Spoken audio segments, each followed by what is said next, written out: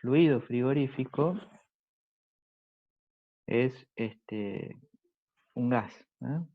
Y no cambia de estado a lo largo de todo el ciclo, ¿sí? Así que bueno, eso lo vamos a hacer. Yo todavía no he habilitado en el aula virtual el enunciado y tampoco he habilitado la guía de resolución. Después de la clase de hoy, yo voy a habilitar eso para que ustedes puedan tener disponible eso en el aula virtual. El tema de la asistencia, he visto que había varios que tenían inconvenientes. A la clase me parecía que, bueno, que no la teníamos que perder, había que darla a la clase. Bueno, el único inconveniente era que en el horario previsto yo no podía por cuestiones personales. Entonces, bueno, me parecía mejor cambiar el horario, dar la clase, a no darla. Ya vamos a ver con el tema de asistencia cómo hacemos. Varios me dijeron en mensajes privados y también en el grupo de que, bueno, tenían inconvenientes, ¿no? Por el horario. Pero bueno, ya vemos cómo solucionamos eso. No hay, tampoco es la vida o la muerte un solo día. Lo que sí, bueno, hay que, como ya les dijo el ingeniero, el primer día de clase, ustedes tienen que cumplir el 80% de asistencia. Así que bueno, lo que podemos hacer hoy es contemplar la asistencia, no ser tan estrictos con aquellos que no pudieron estar. Pero bueno, ya vamos a ver. No nos vamos a hacer problema por la asistencia de hoy. Bueno, esperamos unos minutitos más para ver si es que ingresa alguien que haya quedado por ahí en la espera todavía. Y como les digo, lo que vamos a hacer es resolver el práctico 1, empezar con la resolución. A ver, vamos a ver si yo puedo ir ahora al aula virtual y les habilito el enunciado para que alguien lo lea el enunciado. ¿Ustedes pueden tener acceso al aula virtual? Sí, profe. Bueno, a ver si les habilito. Ahí fíjense, por favor, a ver si pueden ver el enunciado. En el área donde dice trabajos prácticos, ahí está el TP1. Sí, está. Sí, por favor. Y dice enunciado, una carpetita. A ver si lo pueden abrir. Se climatización la cabina de avión. Bueno, ¿quién se tendría la amabilidad, por favor, de leer el enunciado? A ver.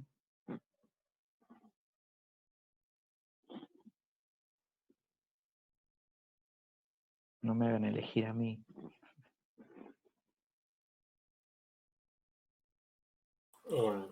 Se desea climatizar la cabina de un avión utilizado para realizar vuelos comerciales mediante un ciclo frigorífico con gas. Para este caso se considera aire seco, absorbiendo la carga térmica de la cabina del avión que fue calculada previamente, siendo su valor igual a Q sub Tc. La condición de confort deseada en la cabina se obtendrá en la medida que su temperatura se mantenga igual a Tc. Como dato adicional, se sabe que la presión interna en la cabina es Pc. Las condiciones exteriores a tener en cuenta, es decir, los valores de presión y temperatura del ambiente del aire ambiente son P1 y T1 respectivamente. Teniendo en cuenta todo lo indicado anteriormente, se pide explicar brevemente en qué consiste un ciclo frigorífico con gas y enumerar sus ventajas y desventajas. Define la eficiencia del ciclo y comparar con el del ciclo de Carnot inverso. Después 2, dibujar el esquema de la instalación necesaria. 3, representar en un diagrama TS el ciclo de refrigeración para este caso. 4, determinar las condiciones de cada punto característico del ciclo. 5, determinar el caudal de aire de suministro local, teniendo en cuenta las condiciones de suministro definidas como datos, como así también tanto el caudal que circula por la válvula de expansión como aquel que lo hace por la turbina de expansión. ¿Sigo, profe? Porque... Siga. Determinar la potencia teórica y real de compresión de aire, como así también la potencia mecánica necesaria a entregar al compresor para su funcionamiento.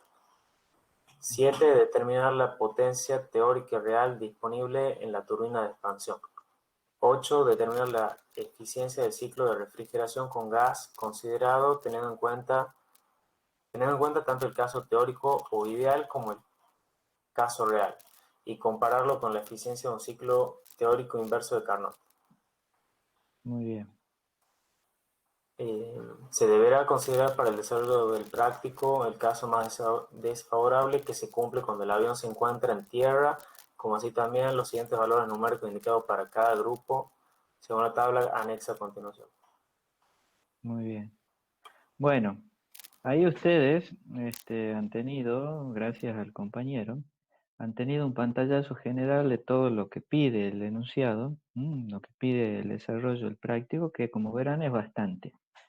Pero todo gira alrededor de un ciclo con gas. Ustedes ya han visto en la teoría cómo está compuesto un ciclo de gas, cuáles son los elementos necesarios que componen el sistema, el ciclo, que sí o sí tienen que estar para que se genere lógicamente frío, la absorción de la energía térmica. Si bien el frío no existe, lo que existe es un mayor o menor existencia de energía. En el momento en que mediante un ciclo yo absorbo energía térmica, lógicamente lo sensible, que es la temperatura sensible, eh, vamos a ver de qué disminuye.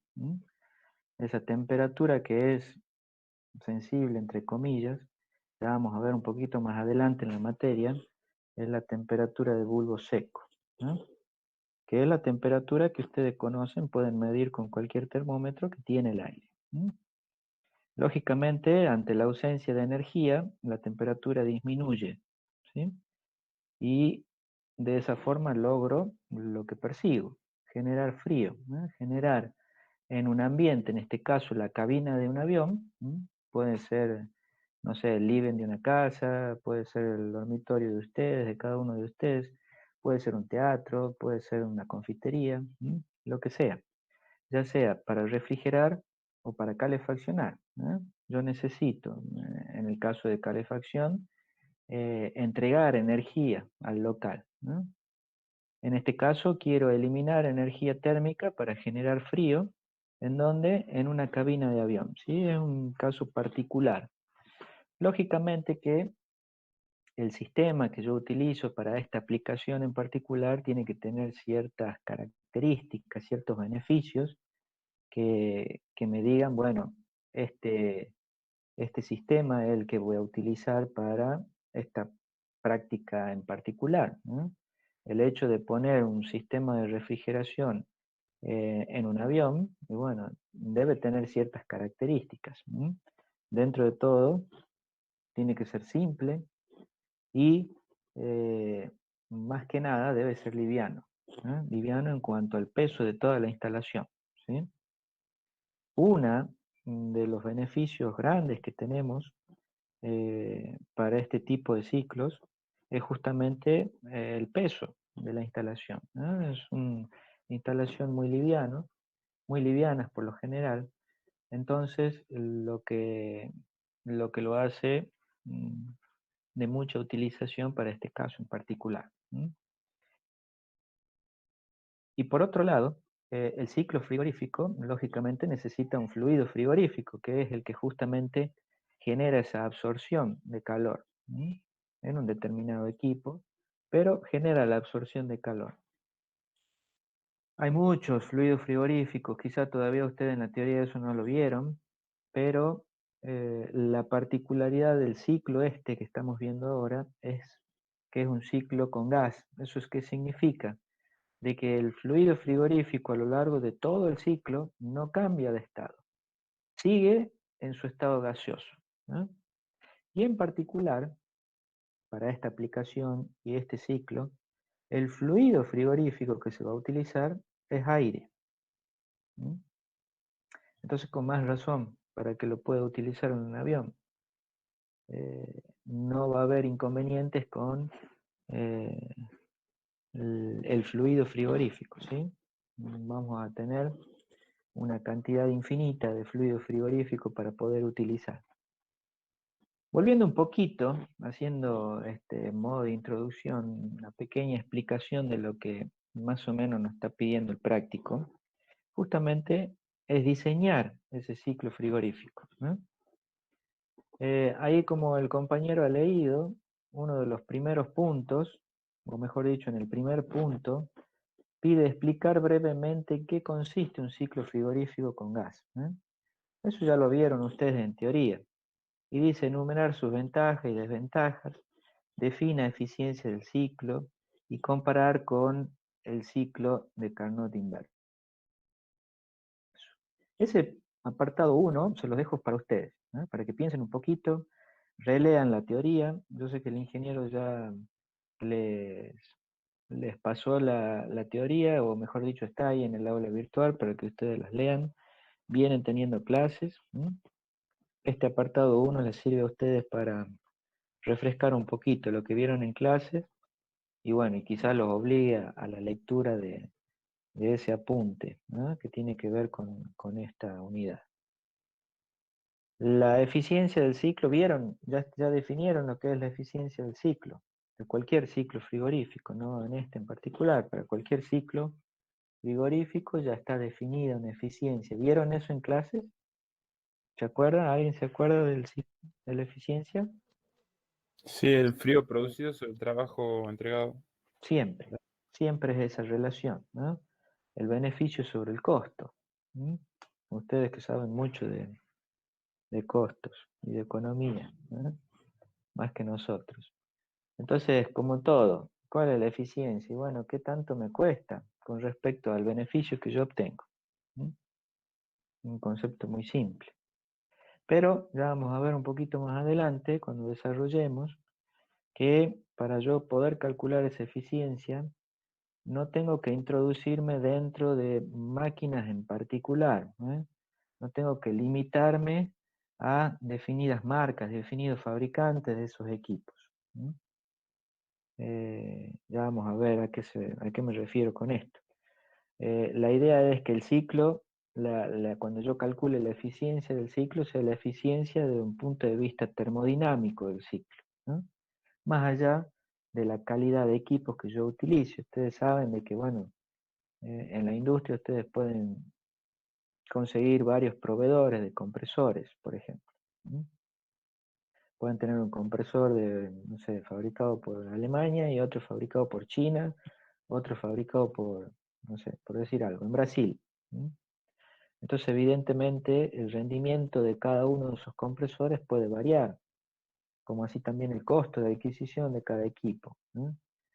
Yo lo que no quiero es tener que definir una eficiencia a partir de esos equipos. A ver qué tan bueno, qué tan malo es. Y en función a eso definir mi eficiencia del ciclo. No. Ya vamos a ver más adelante. El concepto de eficiencia del ciclo es desde un punto de vista termodinámico y me quedo ahí. Termodinámico en relación del beneficio, que es el frío producido, sobre lo que me cuesta para producir eso, que es el trabajo que entrego al ciclo. Y ahí es donde está el trabajo que yo entrego al ciclo, y medio como que está íntimamente relacionado con la eficiencia del equipo que me requiere trabajo. Bueno, yo eso no quiero hacer, me quiero independizar del equipo.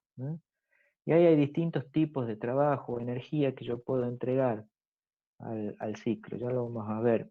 Uno de esos trabajos o energía es el que voy a tomar y que es independiente del equipo. Eso, a pequeña, entre paréntesis, una pequeña explicación, afianzando un poquito lo que ya vieron en teoría con respecto a la eficiencia del ciclo. Y después también pide comparar, una vez que ya calculo esa eficiencia, comparar con la eficiencia del ciclo de Carnot inverso, que como ustedes vieron en teoría, el ciclo de Carnot vendría a ser un ciclo teórico ideal al cual yo aspiro llegar, pero nunca voy a llegar. Por lo tanto, la eficiencia de un ciclo inverso de Carnot, en este caso inverso Ya vieron ustedes en termodinámica lo que es un ciclo de Carnot. En realidad se dice que es inverso porque justamente quiero absorber energía. No le entrego yo energía al ciclo, sino el ciclo es quien me absorbe energía térmica. Por eso la palabrita inverso.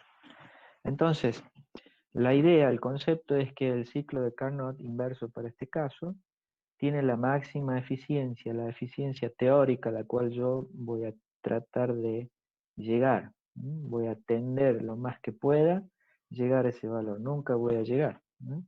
Pero bueno, con el ciclo, en este caso con gases, y cuyo gas o fluido frigorífico va a ser aire, va a tener una definida eficiencia y bueno, voy a ver qué tan lejos estoy de lo que podría llamar yo teórica, ¿no? O ideal. ¿Sí? Bueno, ese apartado 1 se lo dejo para ustedes, ¿sí? Para que piensen un poquito, desarrollen ustedes. Lo que sí vamos a empezar a ver es a partir del apartado 2, que dice dibujar el esquema de la instalación, ¿no? Como ustedes ya deben haber visto en teoría, un ciclo frigorífico está constituido por una serie de equipos, justamente para producir esa absorción de energía térmica y generar el frío que necesito.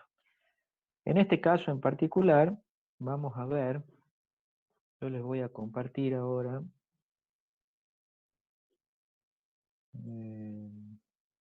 a ver un segundito.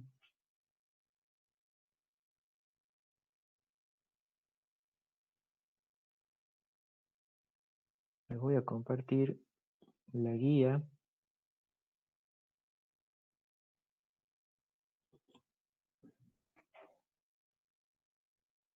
para que la vayamos viendo.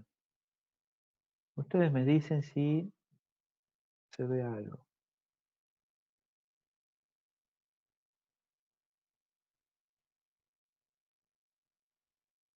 ¿Están viendo algo ahí ustedes?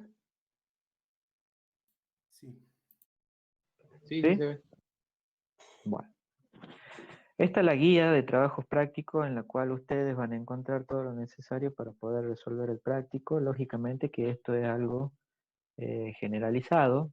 Aquí no hay ningún número en particular, salvo alguna constante o algún dato que les da el enunciado en particular. Pero esto está desarrollado en forma algebraica para que ustedes vayan poniendo valores.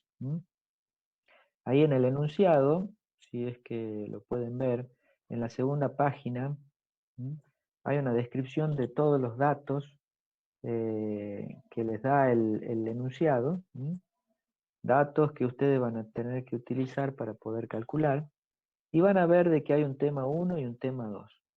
Cada uno entonces tendrá su tema. Ustedes van a tener que utilizar los datos que aparecen ahí para poder calcular todos los que nos piden en cada uno de estos apartados. Entonces, volviendo un poquito al apartado 2, que nos pide dibujar el esquema de la instalación. Con ese directamente vamos a empezar nosotros para desarrollar. Aquí el desarrollo del trabajo práctico, bueno, el punto 1 se lo dejo para ustedes.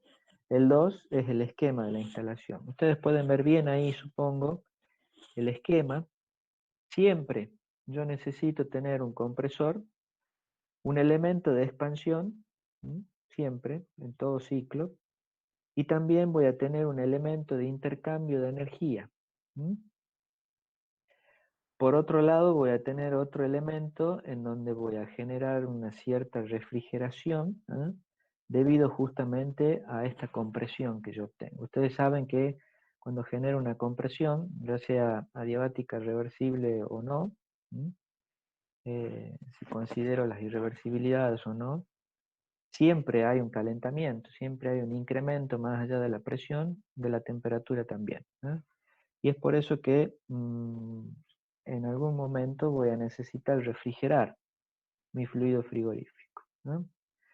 Para este ciclo en particular, yo genero una refrigeración, pero esa refrigeración no genera este Q sub 02, perdón, Q sub 24, no genera un cambio de fase en el fluido, sino genera un enfriamiento nada más, un enfriamiento sensible, en su temperatura sensible, nada más. No hay condensación, no hay ningún cambio de fase, ¿sí? En todo el ciclo. Esa es una de las características de este ciclo con gas, ¿no? Y otra particularidad es que este ciclo es un ciclo abierto. Ustedes ven que aquí tenemos entrada de aire a las condiciones ambientes. P1 y T1 son las condiciones del aire atmosférico cuando el avión está parado, a punto de salir, ¿sí? Está en espera, están los pasajeros entrando, y a su vez esos pasajeros se van acomodando en los asientos y por experiencia, espero que todos hayan tenido la posibilidad de subir a un avión, viajar en un avión alguna vez. Por lo general, el aire acondicionado del avión está encendido, ¿sí? Ustedes se sientan, hay una perillita arriba del asiento, donde está la luz, bueno, ahí hay varios botoncitos. Ustedes pueden regular el caudal de aire frío que sale en la cabina, en cada uno de los asientos, y eso es la refrigeración de la cabina. Ya se está refrigerando. ¿Mediante qué? Mediante un sistema abierto, como estamos por analizar ahora. Los componentes, de nuevo, tenemos un compresor, tenemos una refrigeración intermedia, ¿sí? Un intercambiador de calor, en este caso también refrigerado por aire. Tenemos un elemento de expansión que para este caso es una turbina, ¿sí? Ya vamos a ver en otros ciclos, en el trabajo práctico número 2, que pueden ser otros elementos, puede ser directamente una válvula, puede ser un simple tubo capilar, eso ya lo vamos a ver, pero en este caso es una turbina de expansión. Como ustedes saben, esa turbina de expansión me puede entregar un cierto trabajo en el eje, ¿sí? Y si el sistema o el ciclo me entrega un trabajo, yo debería considerarlo para el cálculo de la eficiencia. En este caso, ese trabajo lo que está haciendo es mover un ventilador que está forzando la circulación de aire de refrigeración para ese intercambiador de calor. Por lo tanto, el único trabajo que va a ingresar a mi sistema es el trabajo 1-2 del compresor, ¿sí?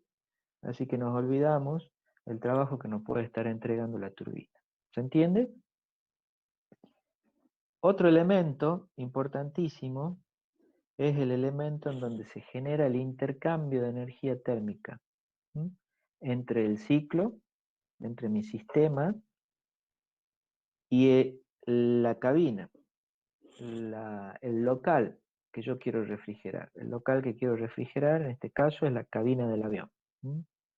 Entonces, lógicamente, tiene que haber un intercambiador de calor en el cual va a haber una cierta absorción de energía térmica, un Q sub 0, perdón, un Q sub 7, 8, lo llamamos acá 8, 7, 8, y es justamente el que va a generar la sensación de confort dentro de la cabina, la que va a generar la disminución de la temperatura, y genera la refrigeración en la cabina del avión. Este sistema está constantemente funcionando, esté el avión en tierra o esté volando, ¿sí?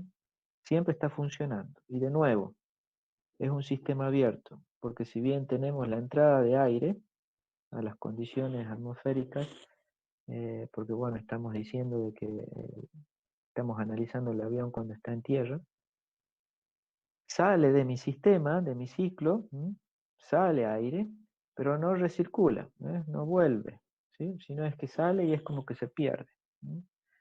Eso en otros ciclos, para otros fluidos frigoríficos, no es conveniente que suceda. Aquí como el fluido frigorífico utilizado es aire, no tengo inconveniente en el suministro de aire, bueno, no me interesa de que el ciclo sea abierto. Pero lo que comúnmente va a ser en un ciclo de refrigeración es que el ciclo sea cerrado, para justamente reutilizar ese cierto caudal de fluido frigorífico que está circulando a lo largo de todo el ciclo.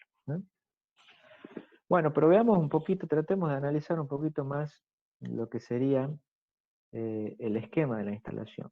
De nuevo, tengo un compresor en donde voy a tener aire a las condiciones de entrada y yo las llamo condiciones 1, llamo un punto 1, un estado 1 de mi fluido frigorífico. Y está circulando un cierto caudal de fluido G sub S. Un caudal de gas del fluido frigorífico, en este caso aire. Lógicamente el compresor cambia las condiciones, incrementa la presión y así también la temperatura y llega a unas condiciones 2. Aquí ustedes pueden ver que hay una condición 2 y 2', ya vamos a ver cuál es la diferencia. Básicamente les adelanto un poquito, la diferencia es si estoy considerando las irreversibilidades o no propias de la compresión, ¿no? Es decir, si una compresión adiabática es reversible o no. En ese caso voy a tener ya sean las condiciones 2 o las condiciones 2'. Cuando veamos el diagrama de este ciclo, en un TS, ahí van a entender mejor cuál es el estado 2 y 2'. Pero básicamente tiene que ver con la consideración de las irreversibilidades en la compresión, ¿o no? Luego tengo una derivación que ya vamos a ver para qué sirve, pero ese mismo estado, ya sea 2 o 2', ingresa a ese intercambiador de calor intermedio, en donde se genera una cierta refrigeración. Se disminuye la temperatura, eliminando ese calor Q24, que es la suma entre Q23 y Q34. Ese estado 3 es como un estado intermedio. En realidad a nosotros, ya vamos a ver cuando veamos el diagrama, no nos interesa tanto ese estado intermedio, lo que nos interesa es el estado final, que lo vamos a definir con el número 4 o 4'. Entonces el estado inicial del gas, aire en este caso, fluido frigorífico que se utiliza para este ciclo, en el intercambiador intermedio va a ser un estado 2. El estado de salida va a ser el estado 4. Inmediatamente después yo tengo ubicada la turbina de expansión. Ahí yo genero la expansión propiamente dicha en mi ciclo. Ustedes ya han visto, analizado que siempre necesito una expansión. Aquí lo realizo mediante una turbina de expansión. El estado a la salida, si bien lo vamos a denominar con el número 5, pero podemos tener un 5, 5', 5, 2'. Ya vamos a ver por qué. Tantas cosas, tantos números para un mismo estado. En realidad no es un mismo estado.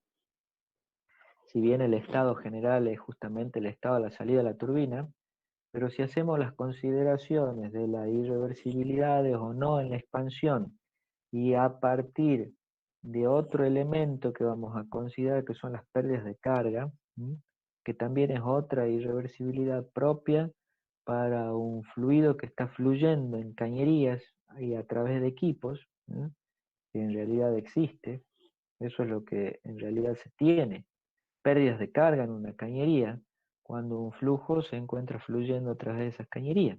Ya vamos a ver, todo yo puedo considerar un ciclo completamente ideal, teórico, o bien ir incrementando ciertas consideraciones, ciertas irreversibilidades que me van acercando un poquito más a la realidad. Ya vamos a ver. Pero bueno, de ahí a que podemos tener varios estados 5, 5, 5', 5, 2'. Y luego tenemos acá lo que es la cámara de mezcla. Si bien aquí en este ciclo, ustedes ven que todos los elementos tienen 2 letras por lo general, aquí en la nomenclatura esas 2 letras le está indicando qué significa. Esta CM es la cámara de mezcla, en donde un cierto caudal G sub 5 se va a mezclar con otro caudal G sub 6, que está al estado 6, que justamente se deriva de ese estado 2 o 2' y pasa aquí sí por una válvula de expansión. Esta válvula de expansión tiene una característica, genera una expansión particular del fluido frigorífico, del gas, y lo manda del estado 2 al estado 6, ya sea 2 o 2', mediante una expansión particular. No es cualquier expansión. una expansión particular que se la suele denominar laminación. Y esa particularidad que tiene este tipo de expansión es que es a entalpía constante. Por lo tanto, yo paso de un estado ya sea 2 o 2' a un estado 6 mediante una válvula de expansión que genera una expansión a entalpía constante. ¿Sí? Y ese estado 6, con un cierto caudal G sub 6, es el que se une con el caudal 5 en la cámara de mezcla.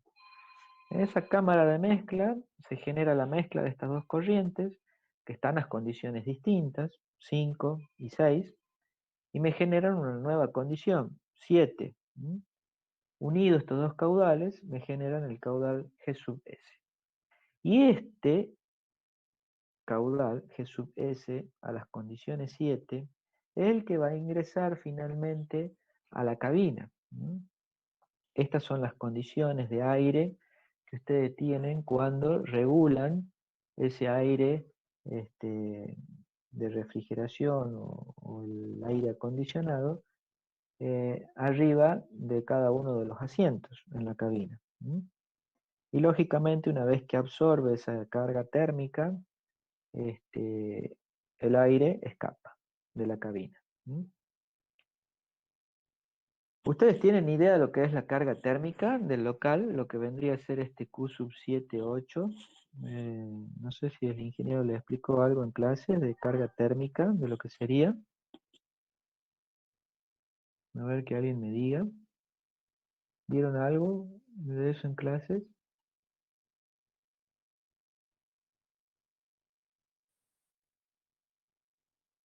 ¿Hola? No que yo recuerdo. Bueno. ¿No es lo del CP por T, profesor, el CB, todo eso? No. La carga térmica, bueno, depende de las características del local, de cuál es la actividad de personas, el número de personas. En este caso, ustedes tienen que analizar el sistema de refrigeración para una cabina. Cuando dicen una cabina de aviones, como que ya medio como que está definida la cantidad de personas, depende del tamaño del avión, y cuál es la actividad de esas personas ahí adentro. Y cuáles son los distintos elementos que pueden generar calor. La carga térmica de la cabina nos referimos a la cantidad de energía que tengo que absorber mediante el ciclo para poder llegar a unas condiciones de confort ya preestablecidas. ¿Cuáles son las condiciones de confort? Me refiero a condiciones de temperatura en donde los ocupantes, en este caso de la cabina, la mayor cantidad, 80-90%, va a estar en condiciones de confort. Eso ya está definido, preestablecido. De antemano se sabe que una temperatura de 24-25 grados para la mayoría de las personas es confortable. Bajo ciertas condiciones, lógicamente, de humedad en el ambiente también. Pero bueno, esa es la temperatura. Hablando desde el punto de vista de temperaturas nada más, un rango de 24-25 grados sería la temperatura óptima, la temperatura a la cual la mayoría de las personas se encuentra en estado de confort. Entonces eso es lo que yo voy a perseguir, generar o tratar de obtener esa temperatura dentro de la cabina. ¿Cómo? Absorbiendo una cierta energía térmica, un cierto calor, en este caso definido Q sub 7,8, que es la carga térmica. De nuevo, esa carga térmica, ¿cómo la calculo? Porque yo la puedo calcular. Si bien eso ustedes no lo ven acá, pero en mecánica, en otra materia que le damos a mecánica, sí se calcula eso. Yo quiero que a ustedes les quede el concepto de que la carga térmica es algo que sí se puede calcular. Si bien no lo vemos, en este curso no lo vemos, pero sí se puede calcular. ¿Y de qué depende? De la actividad de los ocupantes.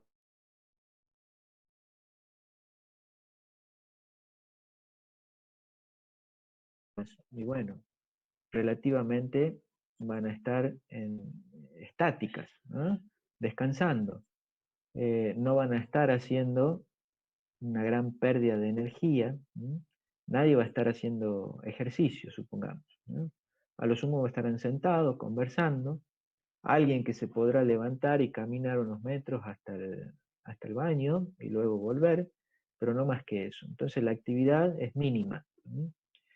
Hay una serie de tablas en donde ustedes pueden llegar a saber cuál es la energía que cada una de estas personas va a intercambiar.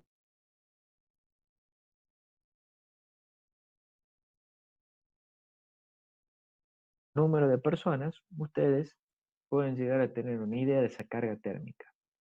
Más allá de cualquier otros equipos que, computadoras, celulares, cocinas, todo eso también generan calor.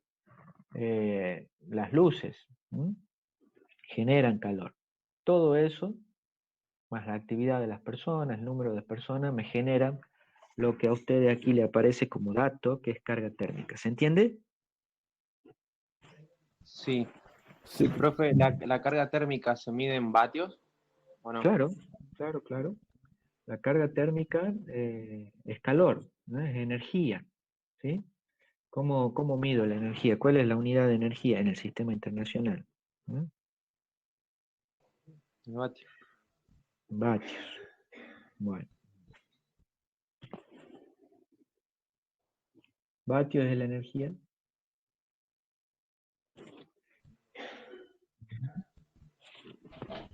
¿La energía es trabajo o es potencia?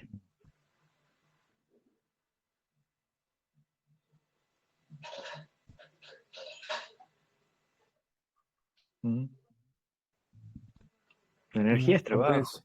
¿Cuál es la unidad? La energía es trabajo, ¿eh?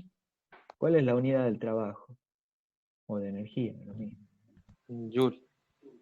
¿No es potencia por unidad de tiempo? Potencia por unidad de tiempo. Ay, Dios. Cada vez la vamos complicando un poquito más. La potencia es trabajo por unidad de tiempo. Lo que yo voy a considerar como Q aquí, Q sub 7, 8, la carga térmica, es la potencia, el flujo de energía, que va a ser unidades de potencia, pero en realidad es un flujo de energía térmica.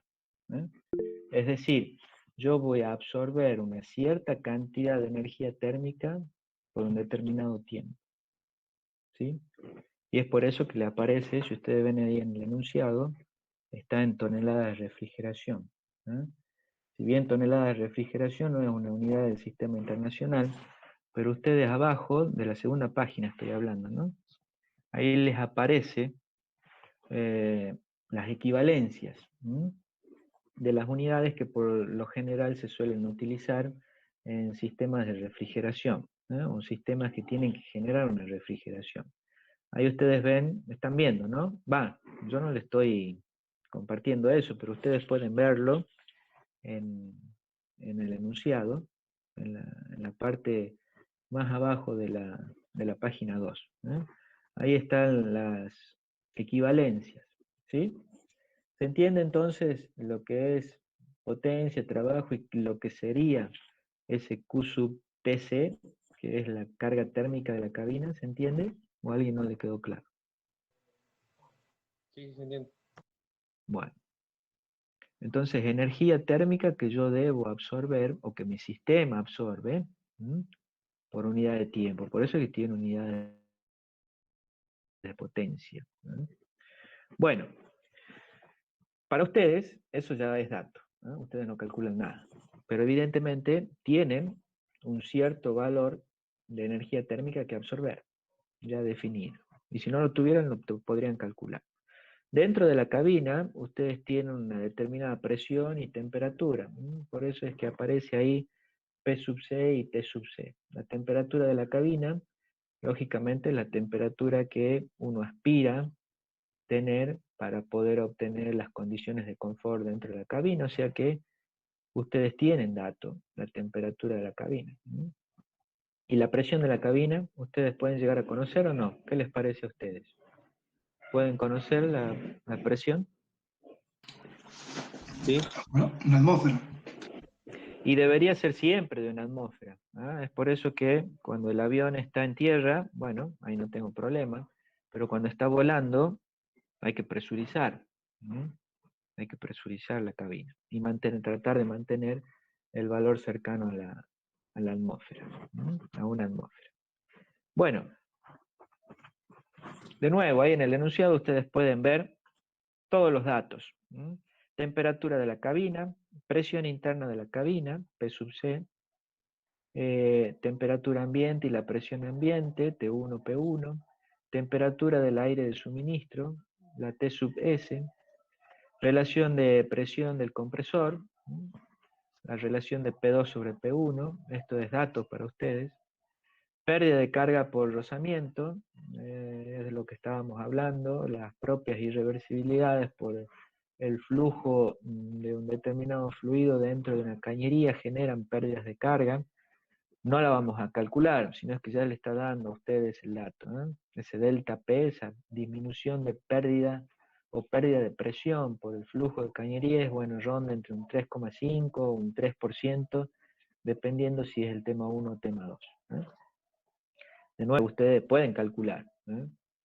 Ustedes ya vieron cómo se puede calcular pérdidas de carga en la cañería, pero bueno, no es la idea de este práctico. Aquí se les da de datos. El rendimiento isoentrópico de compresión, el rendimiento mecánico del compresor, el rendimiento isoentrópico de la expansión, el rendimiento mecánico de la turbina y temperatura o el salto de temperatura en el intercambiador, el delta T derecho. Todo eso son valores que ustedes lo tienen de dato y les va a servir para ir calculando los que le va pidiendo el enunciado. ¿Alguna duda sobre lo que es el ciclo en sí y sobre lo que es el esquema de la instalación de lo que vimos? Para ya pasar al apartado 3, digo. Dudas, vamos, hablen, porque si no esto se hace muy monótono, muy aburrido para mí. No los escucho a ustedes y parece que estoy solo frente a una pantalla. Ustedes también me tienen que entender a mí, ¿no? Parece que yo estoy hablando aquí a una pantalla, no a un curso con alumnos. Ingeniero, yo tengo una Sí, duda. sí, diga. ¿Las dos entradas de aire, o sea, son lo mismo? ¿O tiene alguna diferencia una entrada respecto de la otra? Y quizás geográficamente están ubicadas en distintos puntos, pero el aire que está ingresando siempre es el aire atmosférico, por lo tanto las condiciones P1 y T1. Sí, pero o sea, es para la misma función, digamos, para refrigerarlo. No, no, no. Un ingreso de aire, que es este que está aquí y es el que va por dentro de la cañería, por dentro de mi sistema, de mi ciclo, es lo que vendría a ser, o vendría a cumplir la función del fluido frigorífico, ¿no? Eso es una cosa. Y este otro aire que está aquí es aire atmosférico que utilizo para refrigerar este intercambiador de calor y generar justamente el enfriamiento, ¿sí? Eliminar ese Q sub 24. Ese aire que ingresa absorbe ese calor Q24 y egresa. En ningún momento el aire que está aquí adentro de este conducto, ¿no? Eso es lo que indica esto, un conducto, y lo que me está haciendo o me está forzando a que haya una circulación de aire por dentro de este conducto es un ventilador, el cual se encuentra movido a su vez por el trabajo que me está entregando la turbina. Aprovecho ese trabajo. Ese aire justamente es para refrigerar este intercambiador de calor y permitir la disminución de la temperatura del estado 2 al estado 4 de mi fluido frigorífico, que sigue siendo aire, ¿sí? Pero Bien. este aire ingresa y egresa, cumple función de fluido frigorífico. Pero este aire que está aquí, que ingresa por este punto y egresa por acá, en ningún momento forma parte del ciclo en sí, solamente se utiliza como refrigeración para este intercambiador de calor. Bien, gracias. Bueno, ¿alguna otra duda de lo que acabamos de ver con respecto al apartado 2? Sí.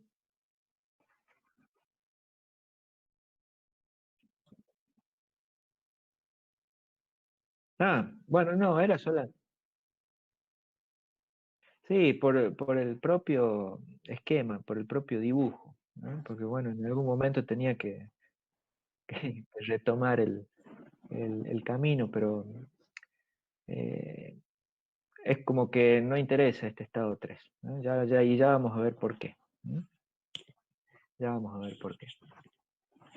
Bueno, ¿alguna otra pregunta? ¿No? Bueno, pasamos entonces al apartado 3. Si ustedes recuerdan, o después leen el enunciado, yo les leo ahora. El apartado 3 pedía representar un diagrama, en un diagrama TS, el ciclo de refrigeración para este caso.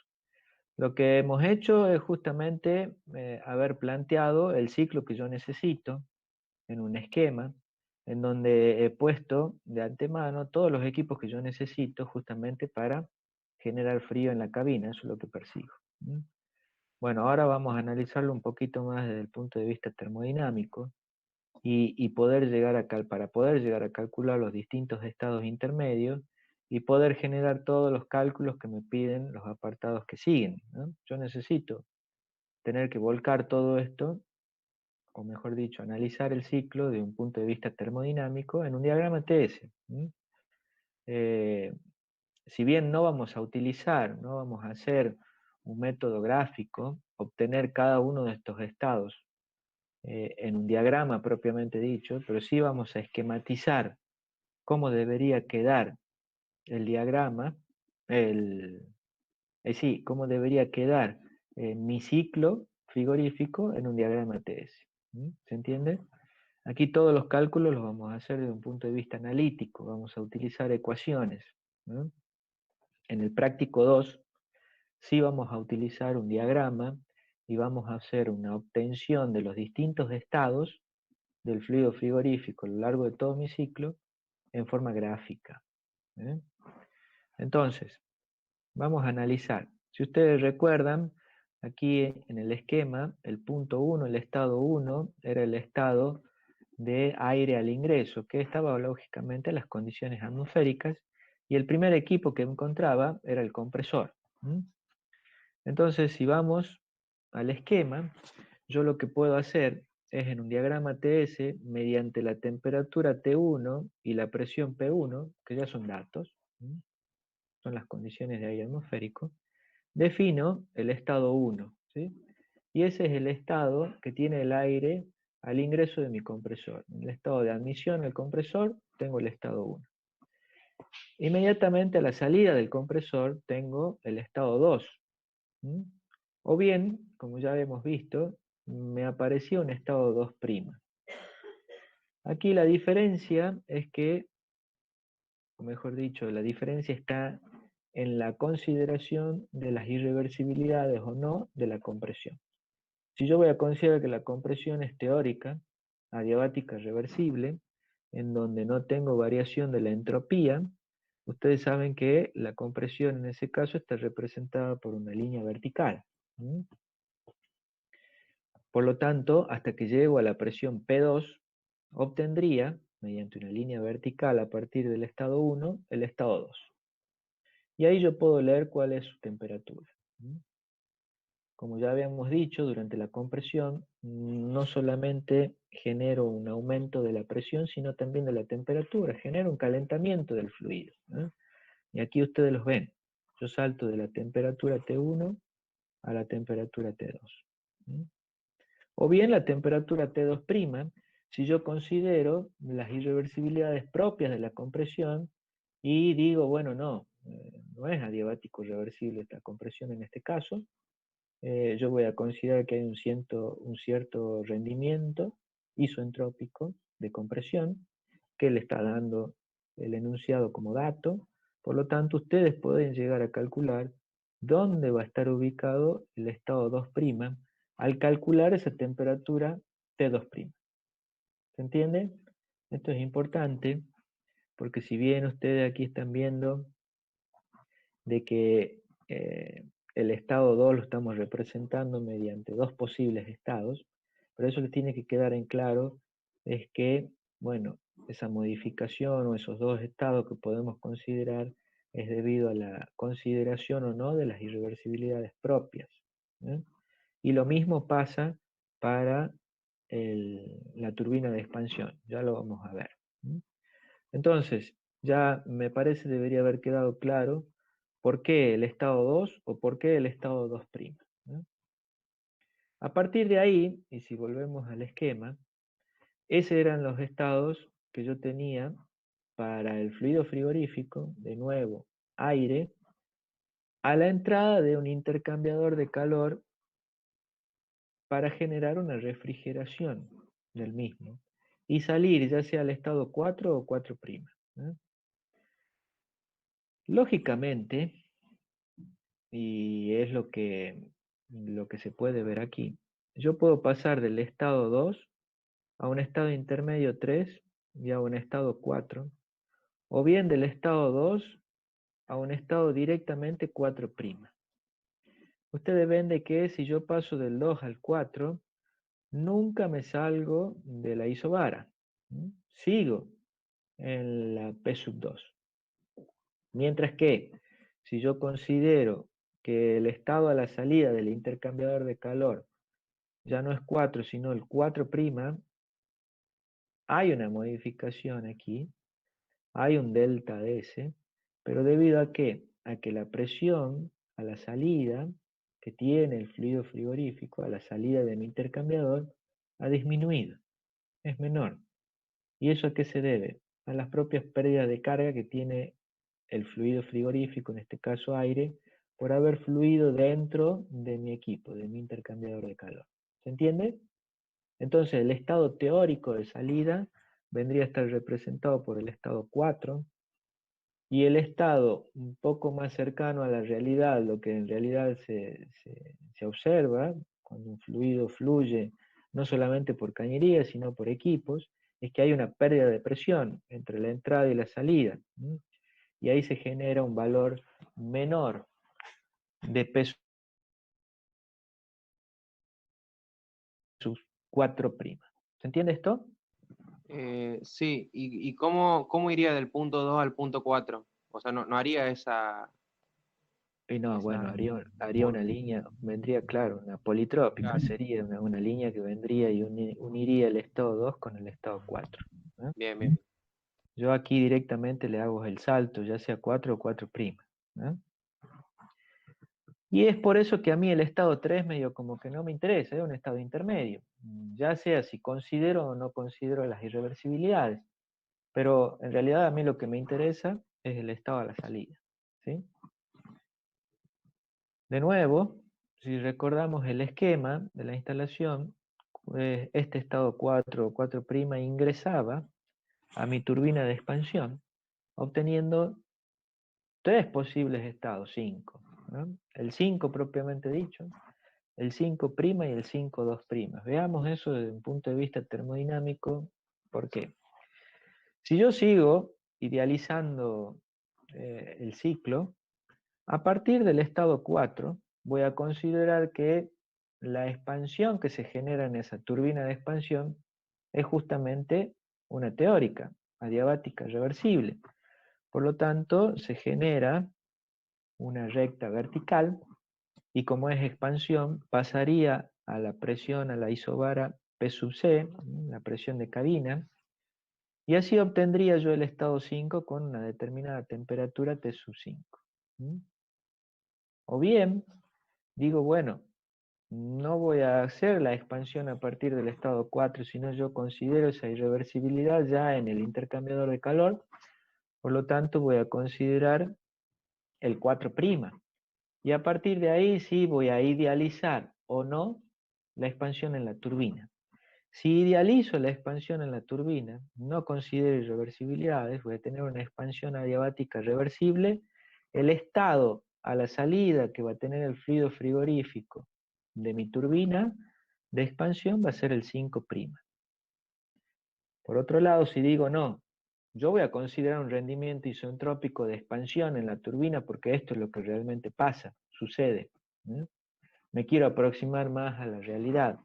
Ya no va a ser el estado 5, sino el estado 5,2'. Y ahí ustedes pueden ver qué tanto de lo puramente teórico o ideal a lo más real, que vendría a ser el estado 5,2', ustedes ven el salto de entropía que se va generando. Esto, para que a ustedes les queden claro, por ahí uno hace muchos cálculos teóricos, y después cuando se encuentra en la realidad, cuando uno ve un ciclo real, un diagrama real, de un ciclo real, no tiene nada que ver con lo que uno estudió. ¿Y por qué no tiene nada que ver? O se encuentra en una forma mucho más, entre comillas, deformado a lo que uno por ahí ve lindo en la teoría o cuando estudia en la facultad. Bueno, lo que pasa es que en la realidad no se presenta nada teórico, todo existen pérdidas, pérdidas de energía internas por flujo, por rozamiento, pérdidas de carga, presiones que varían, ¿no? Y a eso genera una deformación del ciclo. ¿Sí? Y por ahí uno cuando ve un ciclo real o el ciclo indicado para un compresor, dice, bueno, esto no tiene nada que ver a lo que me enseñaron. No, bueno, sí, lo que pasa es que uno es real y lo que uno por ahí estudia es teórico, ¿no? Es mucho más fácil de entender y ver y analizar lo teórico y después, como paso siguiente, entender mediante la consideración de las irreversibilidades cómo debería verse ese diagrama ya deformado por las propias irreversibilidades. ¿Se entiende? Bueno, entonces por eso es que a la salida de la turbina yo puedo tener, en función a cómo analizo, el estado 5, 5', 5, 2'. En función a que si considero o no irreversibilidades, si las considero a todas o considero en forma parcial. ¿Alguna pregunta? Sí, hay algo que no me queda claro. Uh-huh. Cuando yo voy del punto 4 al punto 5, pasa por por la turbina, ¿verdad? Ahí se expande. Sí. Algo parecido pasa en el punto 2 al punto 6. También se expande. Bueno, eso ya lo vamos a ver. El punto 2 al punto 6 es otra cosa. Ahí hay una derivación. Eso no tiene nada que ver con la turbina. Ahí veamos la turbina ahora. Yo quiero saber si el tema de expansión en turbina quedó claro. No, sí, eso sí. Bueno, ¿alguien más tiene alguna duda? O si no, pasamos seguimos, digamos. Lo que venimos analizando desde este punto 2, en donde en realidad hay una bifurcación, pero nosotros venimos por acá, por el intercambiador, y llegamos a la turbina, y ahora estamos acá con un cierto caudal G5, que es el que está circulando por este tramo. En la bifurcación yo tengo otra cañería que circula el caudal 6, y eso es lo que vamos a analizar ahora, es otra cosita. Pero lo que acabamos de ver es hasta aquí, ¿no? El caudal 5 a las condiciones 5, 5', 5, 2', no importa. Y eso se va a mezclar en la cámara de mezcla con un caudal 6 que está a unas condiciones 6 proveniente de esa cañería de bifurcación. ¿Por qué yo necesito generar esa bifurcación en la cual, ya había dicho, se genera una expansión mediante un elemento expansor, en este caso ya no una turbina, sino una válvula de expansión? Que habíamos dicho que aquí se genera una transformación particular, es una expansión particular, que es entalpía constante, lo que comúnmente se llama laminación del fluido frigorífico, ¿no? Y pasa del estado 2 o 2' al estado 6 a entalpía constante. Es una particularidad. Y ese caudal al estado 6 se mezcla con el caudal 5 al estado 5 o cualquiera que yo considere, y ahí es donde obtengo el caudal de suministro, las condiciones 7. Veamos cómo obtengo yo mediante esa expansión isoentálpica o laminación y paso del estado 2 al estado 6. Y ahí sí vamos a analizar esta parte. Si bien aquí yo puedo pasar del estado 2 al estado 6, o bien puedo pasar del estado 2' al estado 6, aquí para no hacer más engorroso el dibujo, está representado la obtención del estado 6 a partir del 2', ¿no? Pero bueno, si yo vengo considerando lo teórico, lo ideal, a partir del estado 2 yo puedo generar la expansión, ¿no? Y alguien me puede decir, considerando que la entalpía es, que la expansión es isoentálpica, ¿Por qué la recta de transformación en este caso es horizontal? Porque es una particularidad, ¿no?, que se ve. ¿Por qué pasaría del estado 2' en este caso al estado 6 mediante una recta horizontal? Y la expansión sigue siendo de P2 a P sub C, P de la cabina. ¿Alguien puede deducir? ¿Qué se les ocurre a ustedes? Expansión isotérmica. ¿Eh? Isotérmico. Bueno, no Puede ser. sé, yo no dije isotérmica, yo dije isoentálpica. ¿Es lo mismo?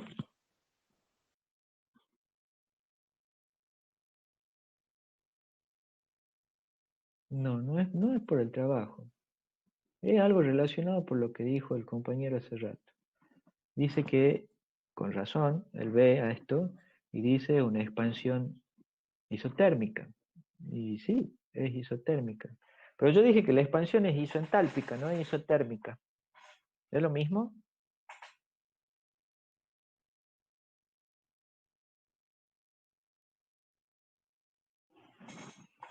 Y No sería lo mismo. no sería lo mismo. A ver, ¿por qué? Y porque entre el punto 2' y 6 sí tengo diferencia de entalpía, pero no así de temperatura, ¿o no? ¿Estás segura que tengo diferencia de entalpía? Este es un diagrama TS en donde estoy en la zona de gases, ¿no? En una zona completamente alejada de lo que podría ser la campana, ¿sí? De la zona de cambio de fase. Entonces esto es gas. ¿Tiene algo que ver la entropía o no? Acá. La energía interna. Bueno, la entalpía es la energía interna, ¿no? Más trabajo de desplazamiento, básicamente. Pero no va por la energía interna. ¿Qué más dijeron? Alguien había dicho. La entropía, bueno, aquí vemos de que hay un salto entrópico, ¿eh? Hay un salto entrópico entre el estado 2' y 6, sí, hay un delta S y vean que es importante, ¿no? ¿Por qué si yo digo de que la laminación, que es una transformación isoentálpica, no hay variación de entalpía entre el estado 1, bueno, el estado 2 y el 6? Lo represento como una transformación isotérmica en el diagrama TS. ¿Por qué? ¿Cómo calculaba yo una entalpía de un gas? A ver, ¿se acuerdan? Cp por la diferencia de temperatura. Ajá. Y aquí tengo diferencia de temperatura. No, es 0. No, se mantiene constante, no es 0. Bueno, Se da mantiene. pero no Claro, hay diferencia de temperatura, por eso. claro, no hay diferencia de temperatura. Obviamente, el fluido tiene una temperatura. Yo no puedo decir de que la entalpía es 0, ¿sí? Porque si el delta T es 0, yo diría, bueno, la entalpía es No, 0. me refería a la diferencia Se mantiene de constante la temperatura. temperatura. Hay un valor, ¿no?, de temperatura. En realidad, cuando yo digo el Cp por delta T, eso viene de la integral, ¿no? La integral del Cp por el dt, ¿no?, por el diferencial de temperatura. Por eso que ahí me aparece a mí una diferencia. Pero aquí es constante, ¿sí? ¿Y el Cp cómo es? ¿Qué valor tiene? No quiero que me digan el número, si no es variable, ¿cómo sería? Se toma un Cp medio. Claro, un valor medio que está en función de ¿qué? Para los gases. ¿Eh? De la presión y la temperatura. Claro, de la temperatura, Cp medio, ¿no? El Cp es el calor específico a presión constante. Y tomo un valor medio, ¿sí?, en función de la temperatura. Eso, bueno, lo pueden sacar de tablas ustedes, ¿no? Entonces, si la entalpía, yo quiero que sea constante, y sé que es Cp por una temperatura, y bueno, si el Cp es una constante, y la temperatura debería permanecer constante. Es por eso que la expansión isoentálpica o laminación que se produce en la válvula de expansión, en esa cañería de bifurcación que se toma, está representada en un diagrama TS mediante una horizontal. ¿Se ''entiende? No hay variación de temperatura. ¿Sí? ¿Por qué? Porque la entalpía del estado inicial, 2', tiene que ser igual a la entalpía 6. Entonces no hay un delta de I. Por lo tanto, no hay un delta T. ¿Me explico? Sí, ingeniero. Muy bien. Entonces, una cosa es la expansión en la válvula, ¿sí? Y otra cosa es la expansión en la turbina de expansión propiamente dicha. Ahora, el estado 5, cualquiera de estos tres, se une o se mezcla en caudal y condiciones con el estado 6. ¿Y eso qué me da? ¿Qué pasa si yo mezclo dos gases a condiciones distintas? Presión tengo la misma, ¿eh? O sea que aquí hay equilibrio de presiones. Pero Bueno, ¿qué pasa si yo tengo distintas temperaturas?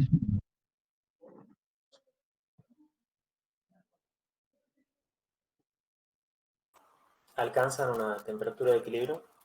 Claro, una temperatura de equilibrio. ¿Y cuál sería? Una temperatura intermedia, mayor a la temperatura 6, menor a la temperatura 5. y va a ¿Qué estar entre dice? las dos. Y claro, al yo mezclar un cierto caudal a las condiciones 5 con un cierto caudal a las condiciones 6, desde el balance de masa me va a decir, bueno, el caudal total es la suma de los dos caudales. Y el balance de energía me va a decir, bueno, el estado que usted obtiene después de la mezcla va a ser un estado intermedio entre el estado 5 y el estado 6. Ahora, puede estar en un punto próximo al 6, un punto intermedio o un punto próximo al 5. ¿Qué es lo que me va a generar esa proximidad o no a uno de esos estados exteriores 5 y 6? Y bueno, depende del balance de masa, ¿no?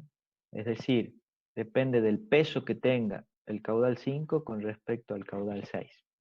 ¿Esto qué significa? Que si yo tengo más caudal 6 que caudal 5, y bueno, el estado intermedio que yo tenga es muy probable que esté más cercano al estado 6. Y viceversa.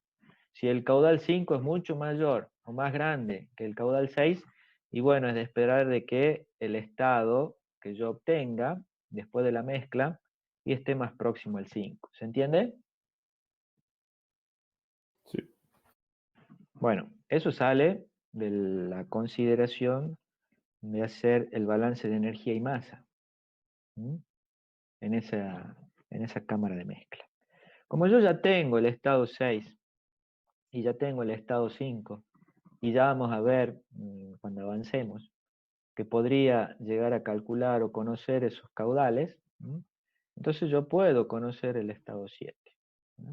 No hay ningún problema. El estado 7 es el estado que yo tengo acá, que es justamente el estado que es con el que el fluido frigorífico, el aire, en este caso, el fluido frigorífico en estado gaseoso, está a las condiciones de suministro.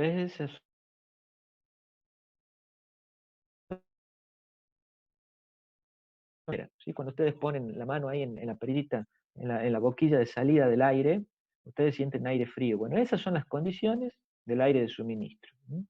Es las condiciones que tiene el aire al estado 7. ¿Sí? Para pasar del 7 al 8, justamente ahí es donde absorbe la energía térmica, esa carga térmica, ese aire, y me genera las condiciones de confort en la cabina. Y ahí es como que el diagrama finaliza, porque no llego al estado 1. Si el estado 8 coincidiera con el estado 1, sería un ciclo cerrado, pero este es un ciclo abierto. Entonces este es el punto en el cual yo finalizo mi ciclo. Para volver a empezar, tendría que saltar al 1 y hago todo el ciclo de nuevo. Ingeniero, Sí. Si tomamos el caso de que sería algo real, por Ajá. ejemplo, del 1 al 2', luego al 3, eh, ¿cómo se hace para ir del 3 al 4', por ejemplo? Es que el estado ¿Yo 3 sé ya que no es, pasar por 4? claro, el estado 3 ya no estaría ahí, sino del estado 2 al estado 4 sería una línea, una curva que sería una politrópica, digamos, ¿no? Ya no va a ser una isobara.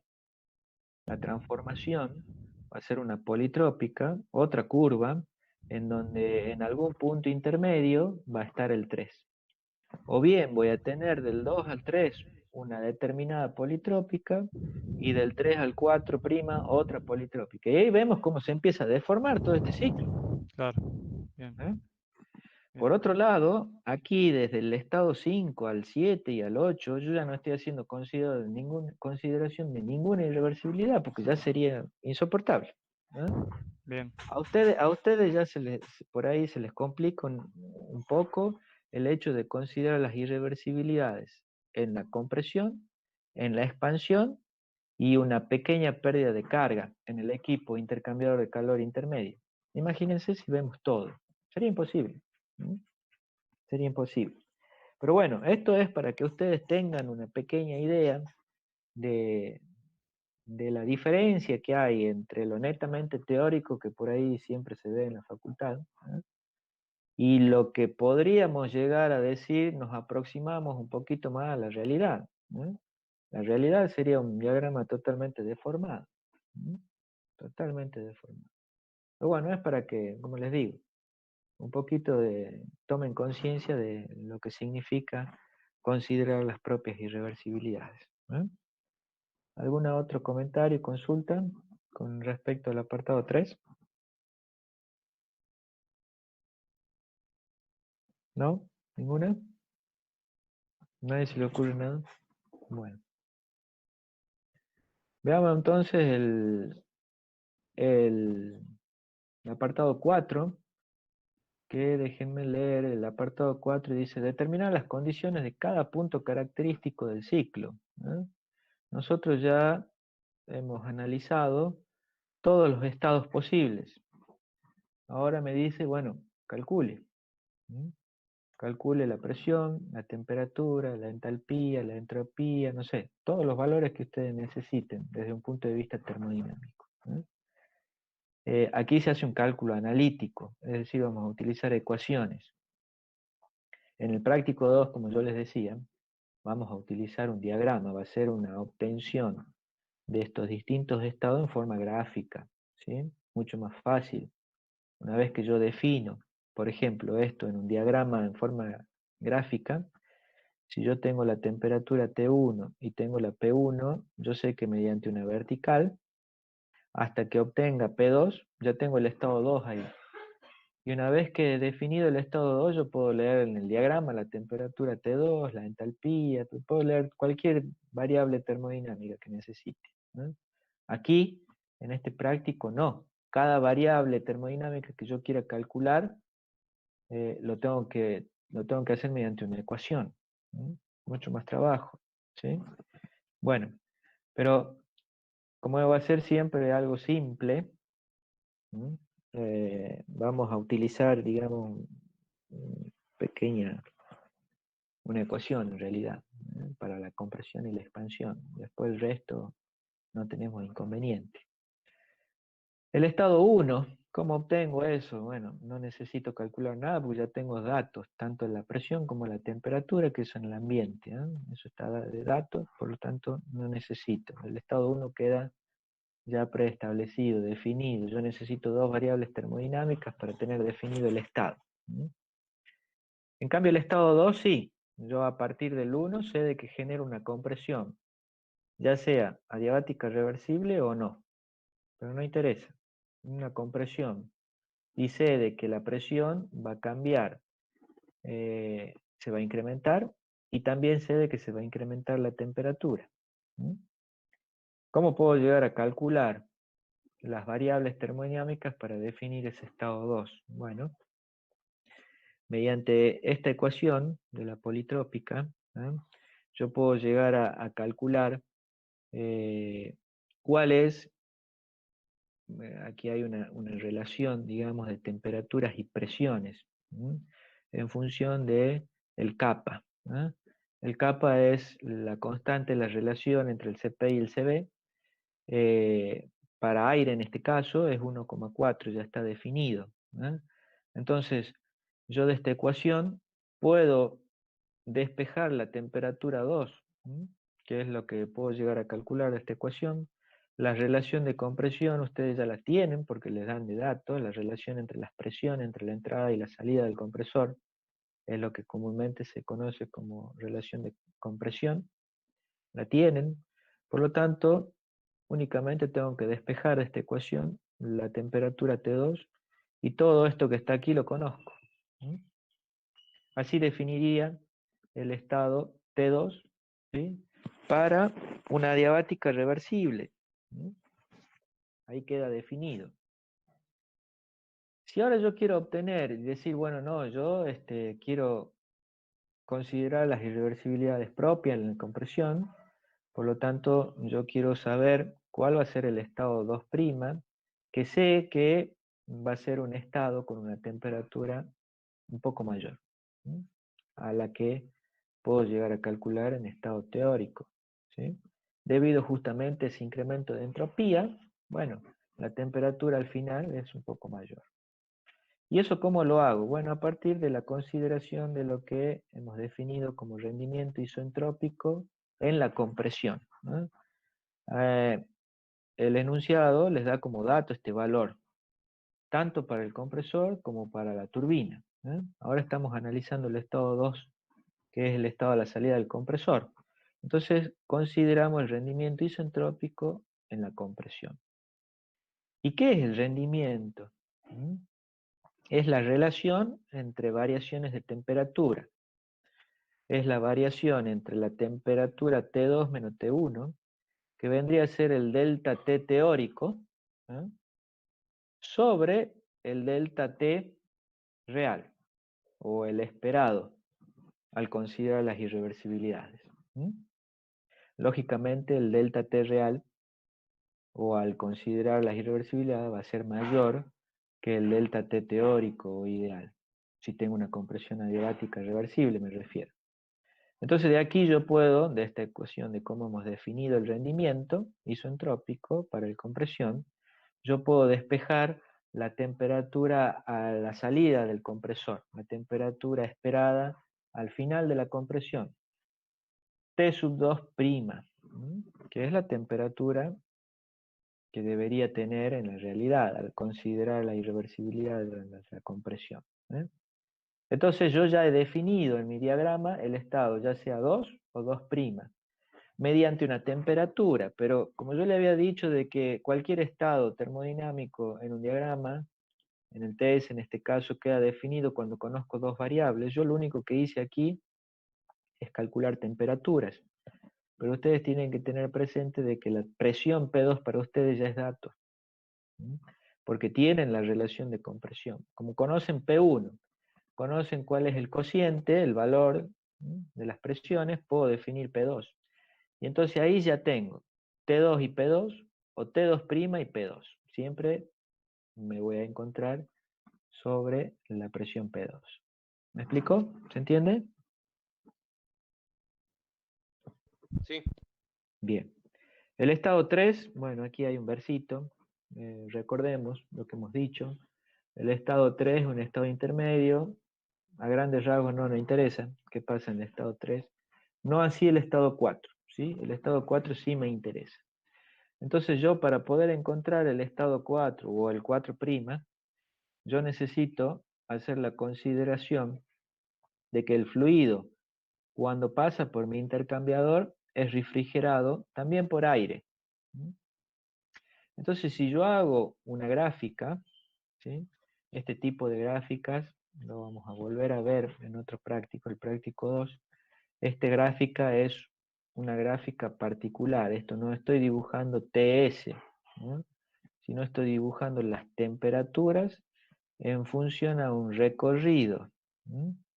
Este gráfico es lo que se denomina perfil de temperaturas. Este gráfico me muestra cómo varía la temperatura en la medida en la que recorre un determinado circuito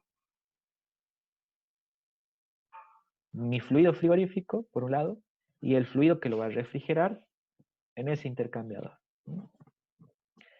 Por lo tanto, dentro de la cañería de mi intercambiador está circulando mi fluido frigorífico, que es aire. ¿Y qué es lo esperado? ¿O qué es lo que yo pretendo si lo refrigero? Bueno, que su temperatura baje. Por lo tanto, el aire, el gas, el fluido frigorífico, va a entrar a una temperatura del gas de entrada, T sub G, y se va a enfriar. Y va a salir a una temperatura T sub GS, temperatura del gas a la salida. Mientras que el aire, que es el fluido que lo refrigera a mi fluido frigorífico, ¿qué es de esperar? Que al absorber el calor se caliente. Por lo tanto, va a ingresar una temperatura T sub AE, temperatura a la entrada del aire, que no es más que la temperatura T1, y va a salir a una temperatura que va a ser mayor debido a que ha absorbido energía térmica, que es la temperatura del aire a la salida. Entonces aquí yo veo de que hay una variación y no es lineal, ¿sí? Sino es una variación polinómica. Vaya a saber cuál es el polinomio de esta curva. Y yo a esa ecuación no la conozco. Por lo tanto, no hay forma que calcule cuál es la transferencia, ¿sí? Es por eso que, ¿cómo hago para calcular el estado 4? Bueno, yo conozco el delta T, ¿no? Puedo llegar a conocer el delta T mediante la consideración de que al ser variable, si bien varía la temperatura, no lo hace en forma lineal, sino mediante una curva particular, que vaya a saber cuál es, no me queda otra que considerar un delta T medio logarítmico, ¿no? Esto ustedes ya lo han visto. Entonces el delta T medio logarítmico tiene esta ecuación, ¿no? Es la diferencia de los delta T de izquierda y derecha sobre el logaritmo del cociente de esos delta T de izquierda y derecha. Recordemos, el delta T de izquierdo vendría a ser la diferencia entre la temperatura del gas de entrada y la temperatura del aire de salida. Veamos qué era eso. Es este delta T izquierdo. La temperatura del gas de entrada menos la temperatura del aire de salida. De la misma forma voy a tener el delta T derecho, ¿sí? Que lo voy a calcular con esta ecuación. Y ustedes saben de que el calor que se va a transferir entre un fluido y el otro, porque se están intercambiando energía entre ambos, ¿yo cómo lo puedo calcular? Mediante el K sub T, ¿sí? Es un coeficiente de superficie. El F, la superficie de intercambio, por el delta T medio logarítmico. Por lo tanto, esto es lo que yo podría llegar a considerar para hacer el cálculo de mi intercambiador de calor. Pero en realidad aquí no queremos calcular el intercambiador, sino lo que queremos saber es cuál es la temperatura 4 esperada que debería tener. Y la temperatura 4 no es más que la temperatura que tiene el gas a la salida. La temperatura que tiene el gas a la salida vendría a ser este. Y esa es la temperatura 4, ¿sí? O 4'. Profesor, yo tengo una duda ahí. Ajá. Ahí no, en el gráfico. A ver, vamos al gráfico. Ahí, o sea, la temperatura del gas que se enfría y del aire que se calienta, ¿no tendría que ser como máximo igual? O sea, me parece como que me suena raro que la temperatura del gas que está enfriando sea menor que la del aire que se está calentando, digamos.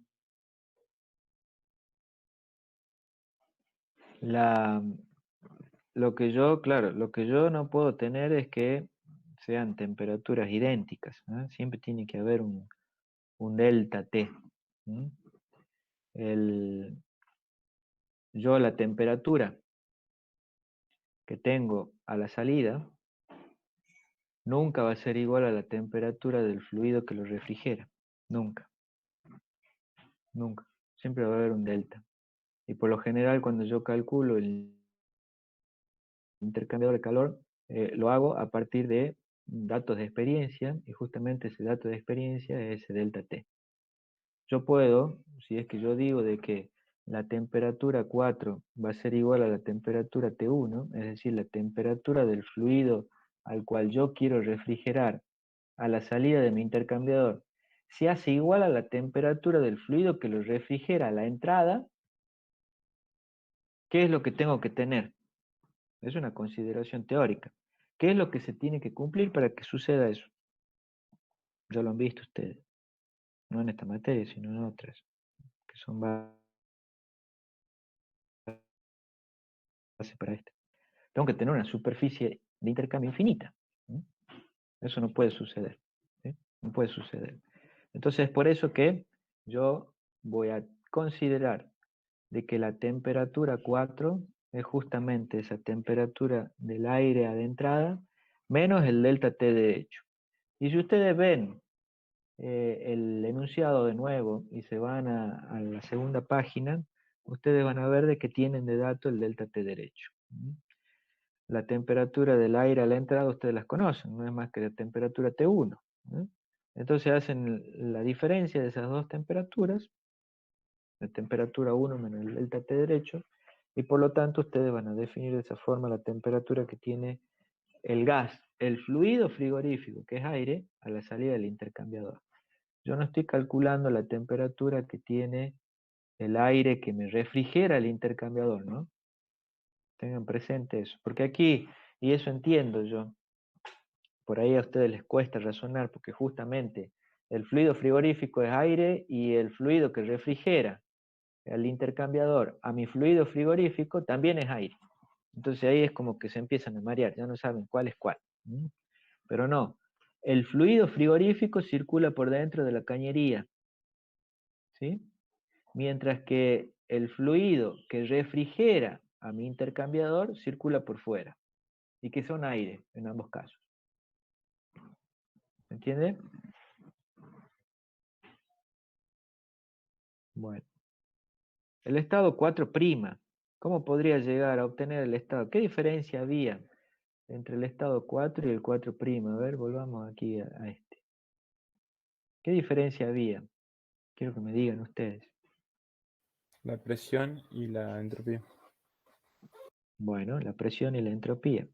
Pero lo que acabamos de calcular o definir el estado 4 es mediante la temperatura 4. ¿Cambia esa temperatura en el 4'? No. ¿Y debería cambiar?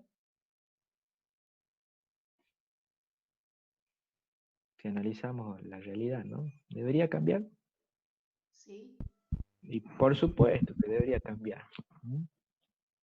Miren todas las irreversibilidades que deberíamos tener en cuenta. Nosotros hemos considerado algunas y ya se nos está dificultando entender. Pero el punto 4' no solamente debería estar a presión distinta, presión P sub 4', sino también a una temperatura T sub 4' distinta a T4. Por supuesto. No va a haber un intercambio distinto con el medio en un recorrido, supongamos. Porque lo que yo analizo acá es el equipo propiamente dicho, ¿no? Pero entre el estado, entre el punto este inmediatamente a la salida y el punto de entrada a la turbina,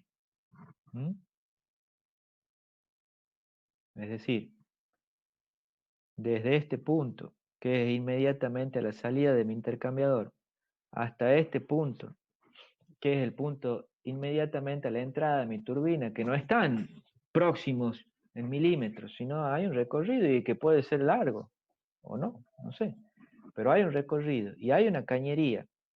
¿Puede haber un intercambio de calor con el exterior? ¿Puede haber una disminución de temperatura? Más allá de que la cañería esté aislada y todo. Por supuesto.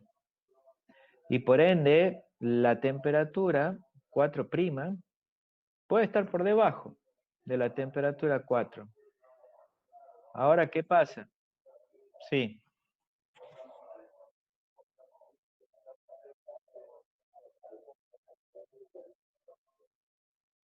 Y eso es lo único que consideramos.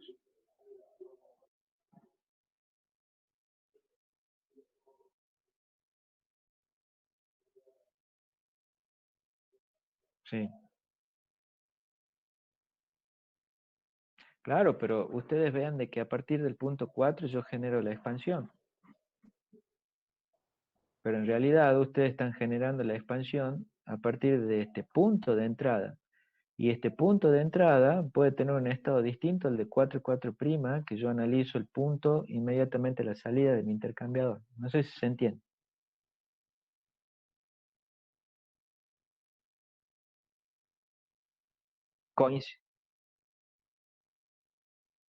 Sí, claro, si nos ponemos a analizar las cosas como deberían ser, sí, por supuesto. Eso para que ustedes más o menos vayan tomando conciencia de nuevo. ¿Qué tanto por ahí nos estamos alejando nosotros de la realidad? ¿Mm? Con los cálculos que hacemos. Sí,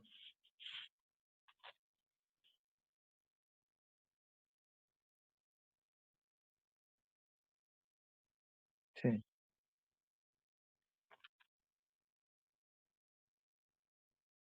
No, no, delta P. Ahí en el dato que a ustedes le están dando es un delta P. Es la pérdida de carga, pérdida de presión, no de temperatura. ¿Mm? No, no, esto es un comentario que yo les hago. ¿Eh? Ustedes en la resolución del práctico, ya vamos a ver, consideran el delta P. ¿Mm? No consideran un delta T entre 4 y 4'. Pero a lo que voy es que si nos ponemos exquisitos, no terminaríamos nunca de considerar las irreversibilidades y veríamos de que nada de lo que estamos haciendo en realidad coincide con la realidad, ¿no?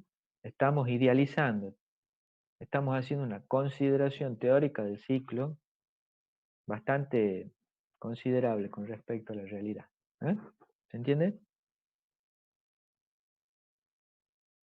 Bueno, entonces de ahí sale de que el estado 4', yo lo voy a obtener como mediante la temperatura T sub 4', que hemos dicho va a ser igual a la T4 y que no deja de ser una idealización eso, ¿no? Teórico.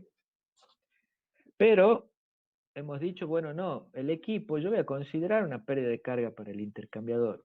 Y el valor es un delta P porcentual. ¿Mm?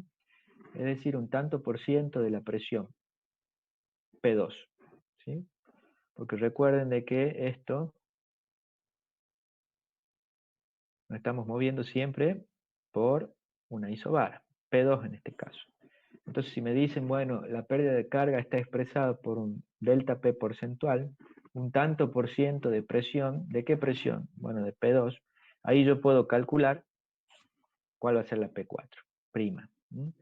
Como digo de que las temperaturas van a ser igual, no considero pérdidas de que está la cañería totalmente aislada, ¿no? A eso me refiero.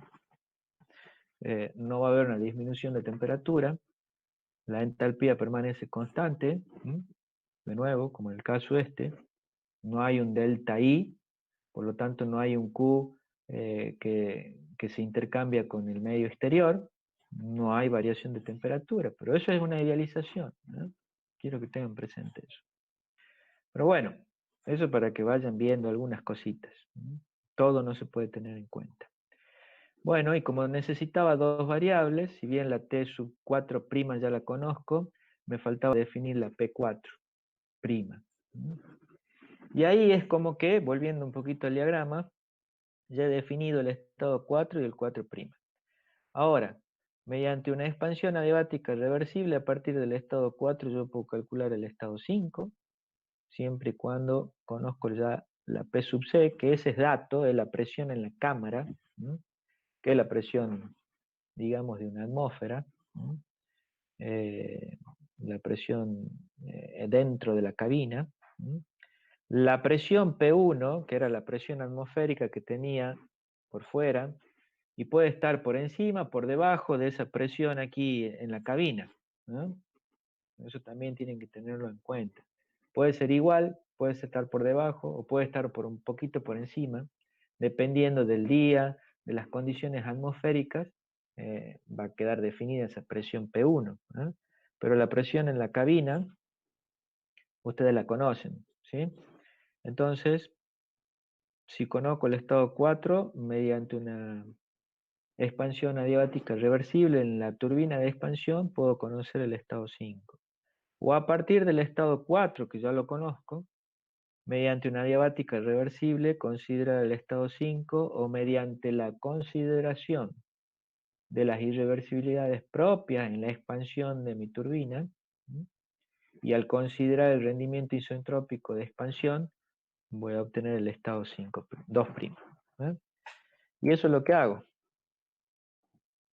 El estado 5, bueno, utilizo la ecuación para una adiabática reversible, calculo la temperatura 5, intercepto con la adiabática, la isobara P sub C, tengo el estado 5.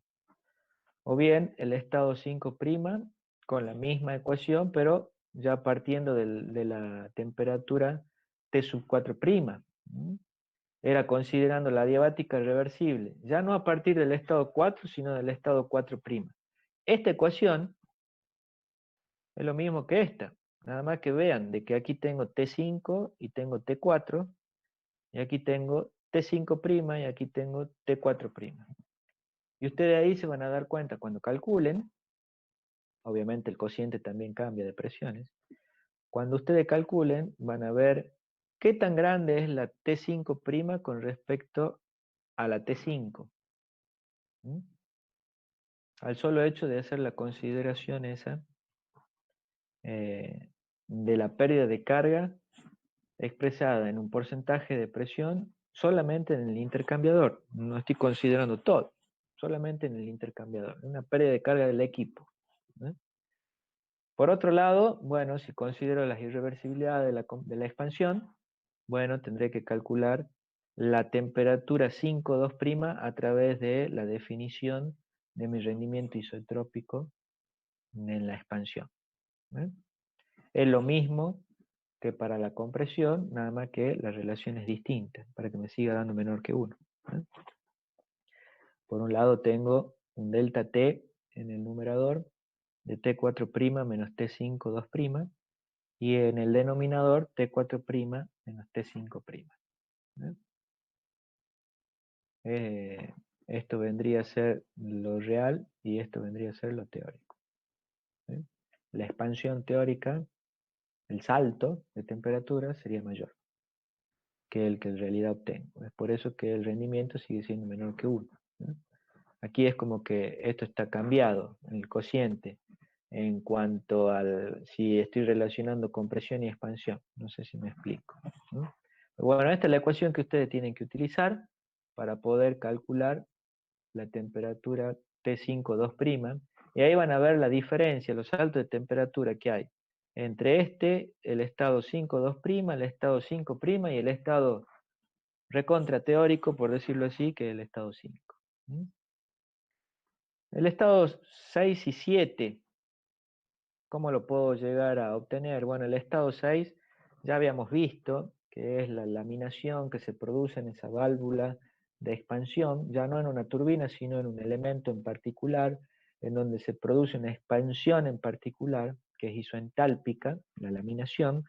Entonces se tiene que mantener constante la entalpía del inicio y el fin del fluido frigorífico que está circulando por esa válvula, ¿no? Y bueno, de aquí se deduce cómo puedo llegar a obtener o ubicar el estado 6 a partir del estado 2 o el estado 2', igualando temperaturas, nada más. No tengo que hacer ningún cálculo aquí. Por otro lado, la temperatura esa que nosotros hemos denominado 7, porque teníamos un estado 7 a la salida de esa cámara de mezcla, ¿sí? Es lo que vamos a llamar como temperatura de suministro, ¿sí?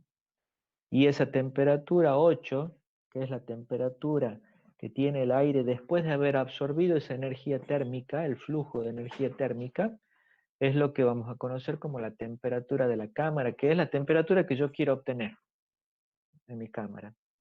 En este caso, mi cabina, ¿no? ¿Se entiende esto?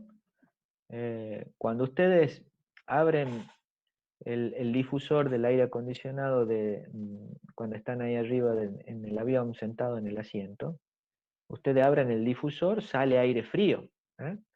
Pero ese aire frío se mezcla con el aire ambiente dentro de la cabina y me genera unas ciertas condiciones, me baja la temperatura a la temperatura de la cabina, porque eso es lo que yo quiero que se mantenga en mi cabina, la temperatura de confort, los 24, 25 grados, es decir.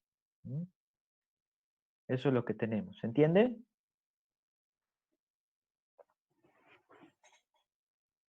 Sí. Bueno, y lógicamente la presión, algo teórico, no cambia en ningún momento desde el estado 7 hacia el estado dentro de la cabina, el estado del aire de la cabina. Lógicamente, para que un fluido pueda fluir tiene que haber una pérdida de carga, tiene que haber una disminución de presiones, si no, no fluye, ¿no? Pero bueno, esto es una idealización, ¿sí? El estado 5, bueno, como ya habíamos visto, para poder conocer un estado intermedio, o mejor dicho, un estado resultante de la mezcla de dos gases, de dos caudales, con estados distintos, y bueno, no me queda otra que hacer un balance de energía y masa. Pero bueno, son las 5 menos cuarto, ya vamos a suspender aquí. No quiero que veamos todo el práctico hoy, ¿no? Quiero que lo vayan masticando un poquito a esto, vayan leyendo, vayan tratando de entender lo que estamos viendo, traten de elaborar el apartado 1, que bueno, lo va a obligar a leer un poquito la teoría y a pensar un poquito, y traten de razonar todo lo que hemos visto hasta ahora, ¿no? Traten de analizar conceptualmente qué es lo que se va haciendo a partir de la guía, y empiecen si quieren a hacer el práctico, ¿no? Vayan ganando tiempo si quieren.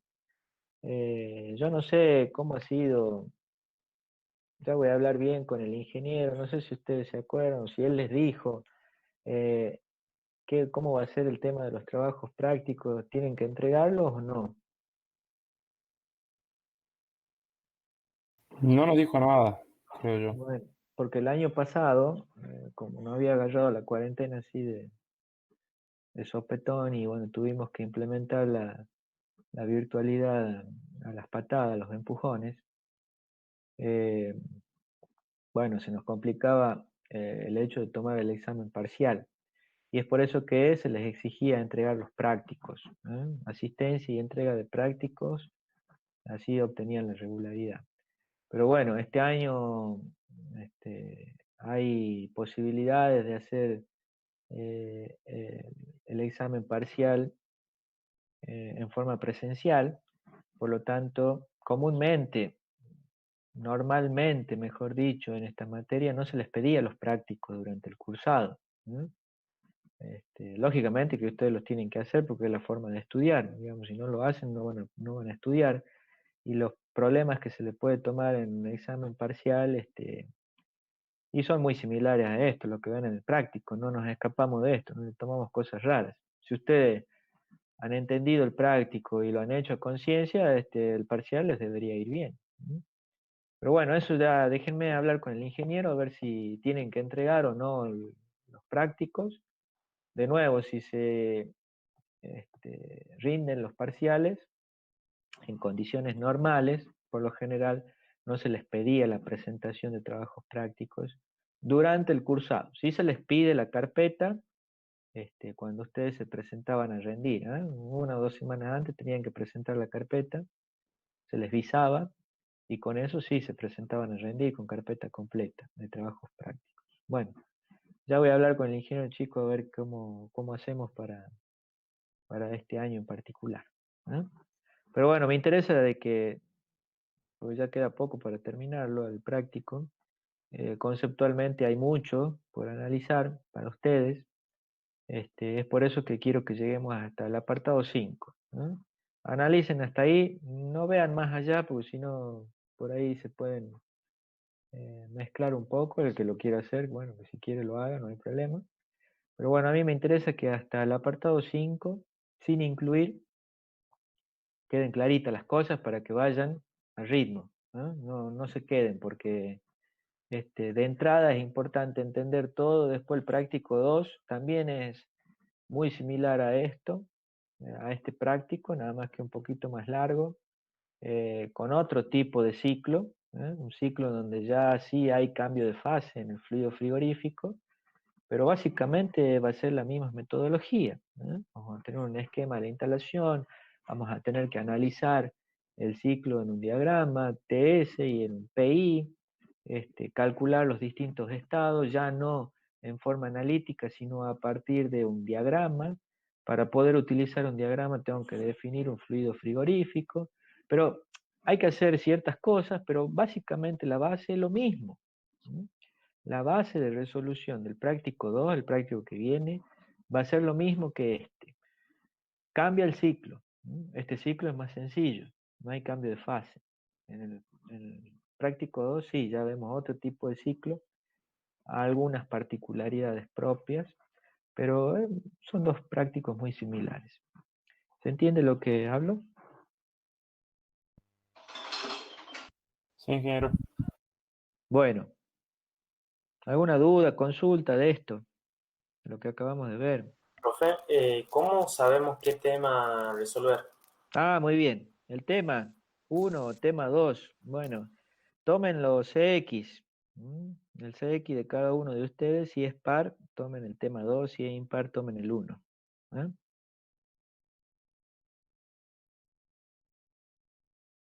Ingeniero, entiende? Sí. Sí, diga.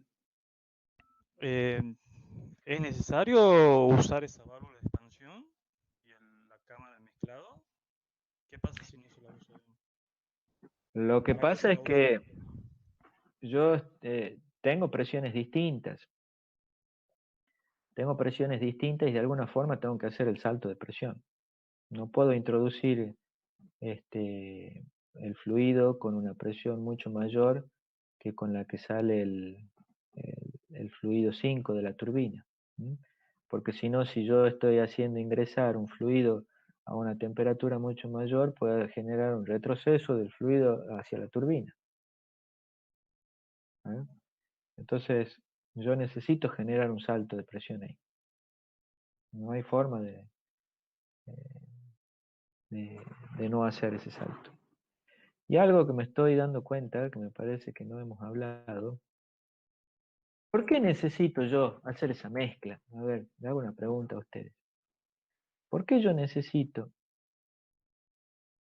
mezclar un cierto caudal a las condiciones 6 con un cierto caudal, nos olvidemos de todo este ramal, con un cierto caudal al estado 5? Para ¿Por qué? poder regular la cantidad de calor que vamos a extraer. De regular sí, es necesario regular, pero no la cantidad de calor a extraer, sino necesito regular otra cosa justamente. ¿Qué es? ¿La temperatura? La temperatura. Yo necesito una temperatura, y es por eso que me la está dando el dato de temperatura de suministro. Yo necesito llegar a una temperatura. Ustedes cuando hagan el cálculo van a ver que esta temperatura 5, y también estas, si bien son mayores, pero la temperatura 5 es una temperatura muy baja. Yo no puedo suministrar esta temperatura por el difusor que tienen ustedes arriba de cada uno de los asientos en la cabina, porque le voy a congelar la cabeza. Y esa no es la idea. Yo les tengo que suministrar aire a una temperatura que ustedes puedan resistir, que no genere lo que se llama un choque térmico. Entonces, esa mezcla de caudal al estado 6 con el caudal, un determinado caudal al estado 5, me sirve para atemperar y poder llegar a las condiciones de suministro, condiciones 7, y no generar un frío extremo en el momento en que el aire frío llega a la cabina. ¿Me explicó? Sí. Nadie tampoco me hizo esa pregunta, ¿no? ¿Por qué mezclo el 6 con el 5? Sí, ¿no? Sí. Entonces no, me podría ahorrar en compresor, digamos, un compresor más chico y me ahorro más energía para no comprimir tanto y no tener esa caída en la turbina. Más allá de lo que usted puede poner un compresor más chico si quiere, pero siempre va a haber un salto de presión. Y la particularidad que tiene este ciclo con gas es que tanto las compresiones como las expansiones generan grandes delta T, ¿sí? Porque estoy en la zona de gases, ¿sí? Entonces, el ciclo con gas me genera una temperatura más baja del ciclo, muy baja, una temperatura muy baja. No puedo utilizarla a las condiciones 5 para mandar directamente a la cámara, a mi cabina en este caso. No puedo. No puedo hacer eso. Para este caso en particular, para esta aplicación, ¿no? Si lo que yo busco es un acondicionamiento de confort, de nuevo, eso significa mantener ciertos valores de temperatura ya preestablecidos, en donde el 90, el 98% de las personas que van a estar dentro de la cabina se van a mantener confortables. Eso ya está preestablecido, 24, 25 grados. Para esa aplicación, no puedo mandar condiciones 5 directamente a la cabina. No puedo. ¿Mm? Y esa es una particularidad, de nuevo, para esta clase, para este tipo de ciclo con gas, que la temperatura más baja que obtengo es una temperatura muy baja. ¿Mm? Muy baja. Bueno, eso ustedes lo van a leer también en la teoría y se van a ir enterando de todas estas pequeñas cositas, el por qué. Pero bueno, eso es una pregunta que a nadie se le ha ocurrido. A mí se me ha pasado, por suerte, me di cuenta y la estoy hablando acá ahora. Pero una pregunta que a nadie se le ha ocurrido. ¿Por qué mezclo? ¿Para qué mezclo? ¿Mm? Muy lindo, se mezcla todo, pero ¿y por qué? Bueno, ese es el motivo. Estas temperaturas son temperaturas muy bajas. ¿Mm? Y necesito temperar para poder llegar a la temperatura de suministro. ¿Por qué? Y porque si no genera un choque térmico que no va a ser nada confortable. ¿Mm? Esa es la finalidad. Bueno, muy bien. Tienen ustedes entonces para analizar. Yo ahora les voy a habilitar la guía que acabamos de ver. Ya tienen habilitado el enunciado. Ya les voy a habilitar la guía para que puedan ver, analizar hasta el apartado 5 sin incluir. ¿Va? ¿Se entiende? Ya el viernes que viene vemos lo que queda de este práctico y a lo sumo podemos empezar con el práctico 2 si nos queda tiempo.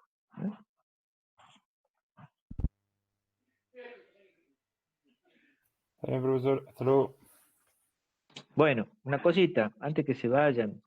Como esto ha sido algo particular lo de hoy, y bueno, y ha sido por problemas míos, no por problemas de ustedes, vamos a hacer una consideración con la asistencia. ¿No? Será provechoso a aquellos que han estado presentes y han podido escuchar la clase. Para los que no, bueno, por lo menos no van a tener el inconveniente de la inasistencia. ¿No? Perfecto, gracias. Profesor, disculpe, el viernes que viene es feriado. ¿Lo mismo tenemos clase? ¿Feriado el viernes? Sí, Viernes Santo. Ah, Viernes Santo. Bueno, no, yo creo que el feriado ese estaba contemplado.